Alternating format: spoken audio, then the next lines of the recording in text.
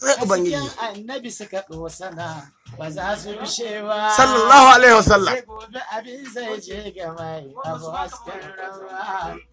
Allah saka ma walidan masu yau fama Allahu akbar suka nuna mana san annabin wanda shi muka girma idan sunana sunan sahabinsa ka duba aiwa faru hakika Allah na gode ma kwarai so ba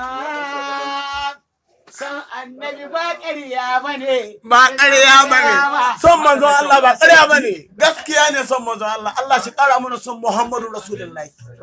Malam Umar Afefe ya kai zunuban waɗanda ke bishiruhin da sulofan da ka nisan ta duka kusancin da kurakuran da ke da kusa da tafiyar mu